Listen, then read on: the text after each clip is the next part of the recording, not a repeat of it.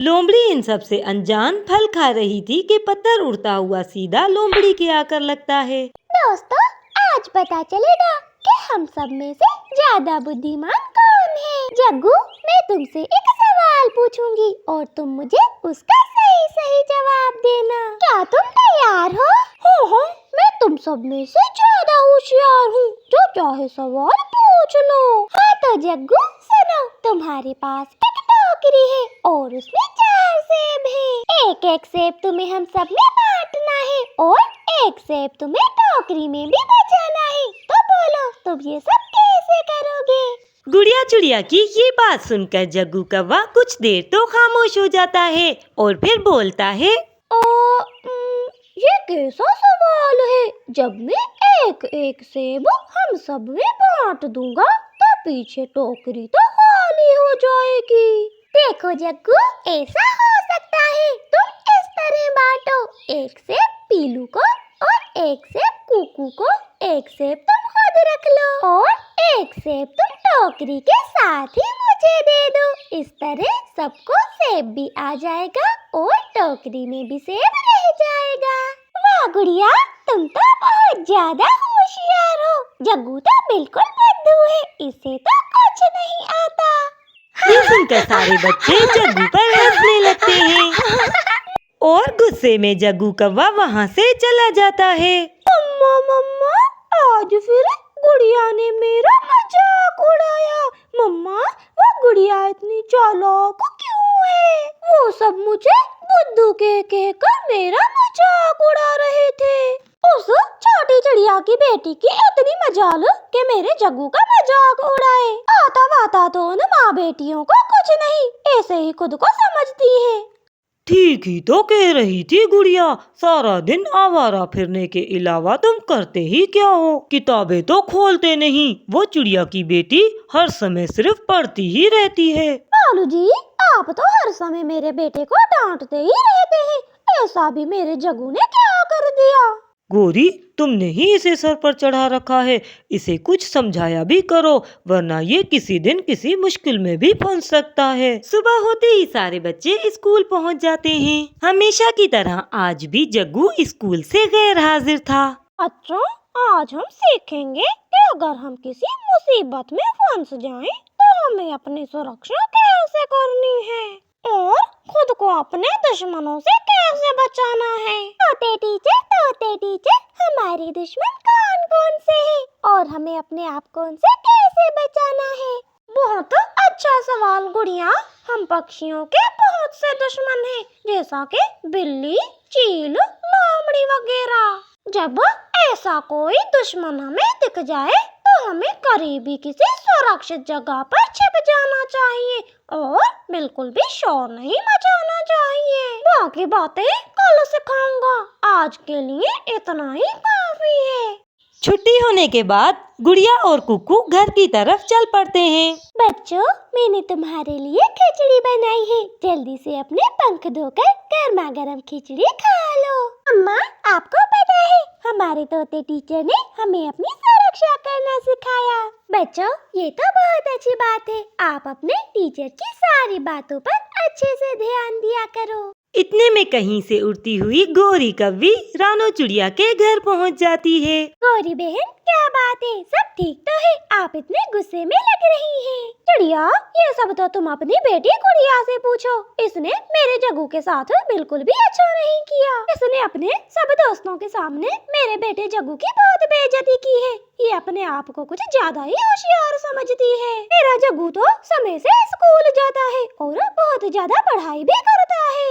नहीं गौरी आंटी, ऐसी कोई बात नहीं। मैंने तो जग्गू से केवल एक सवाल ही पूछा था। वो तो आपसे भी झूठ बोलता है। वो रोजाना स्कूल के बहाने खेलने निकल जाता है। देखा रानो, तुम्हारी बेटी मेरे सामने ही मेरे जग्गू पर इल्जाम लगा रही है। समझा लो अपनी बेटी को, वरना मुझसे बुरा कोई ना होगा।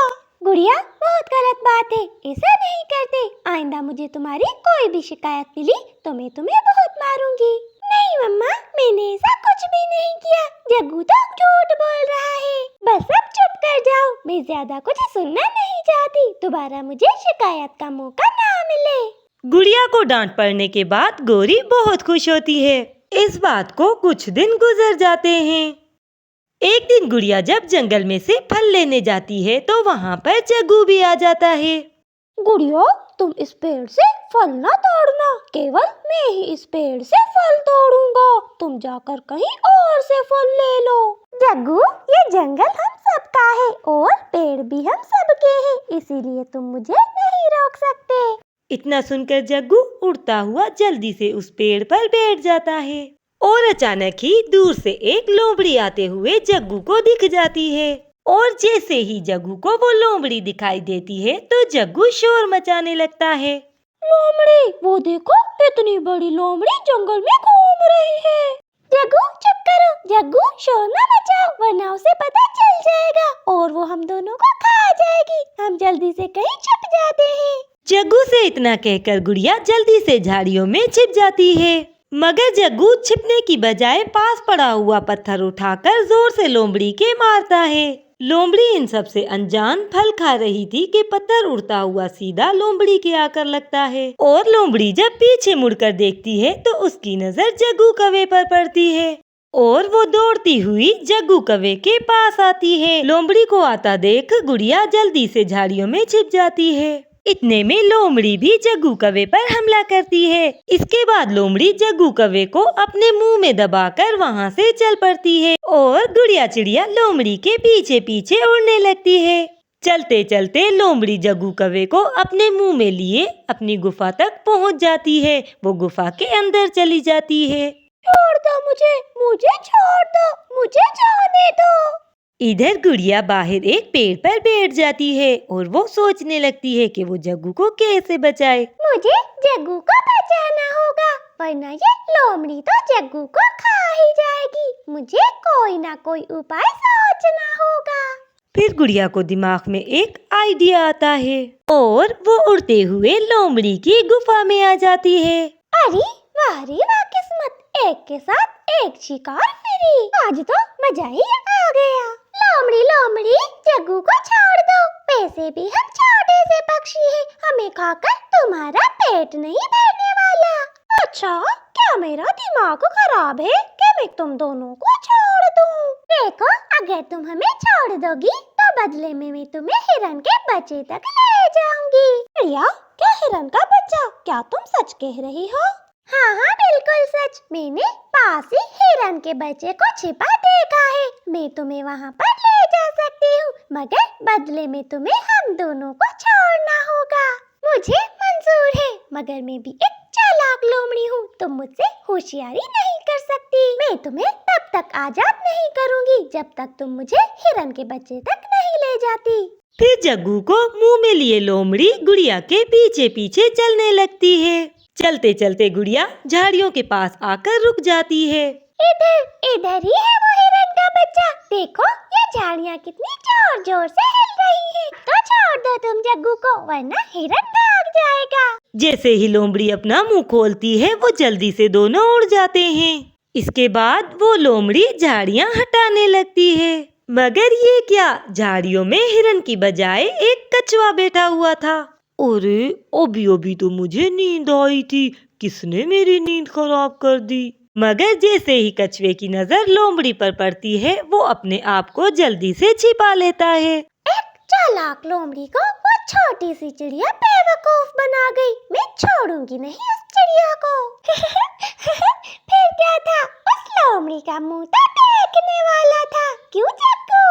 गुड़िया, मुझे माफ कर दो, मैं खामखाही तुमसे चलता था, मगर आज तुमने मेरी जान बचाई, तुम्हारा बहुत बहुत धन्यवाद। गुड़िया बेटी, मैं भी तुमसे बहुत ज्यादा शर्मिंदा हूँ। आज तुमने मेरे जग्गू की जान बचाकर मेरे ऊपर बहुत बड़ा एहसान किया है। गौरी बहन, हम माता पिता ही हैं जो अपने बच्चों को सही और गलत सिखा सकते हैं। हमें अपने बच्चों पर नजर भी रखनी चाहिए और उन्हें खेल कूद के साथ साथ अपनी सुरक्षा करना भी सिखाना चाहिए, क्योंकि जब कभी मुश्किल समय आ जाए तो वो उसका मुकाबला भी कर सके। रानू बहन, तुम बिल्कुल ठीक कह रही हो।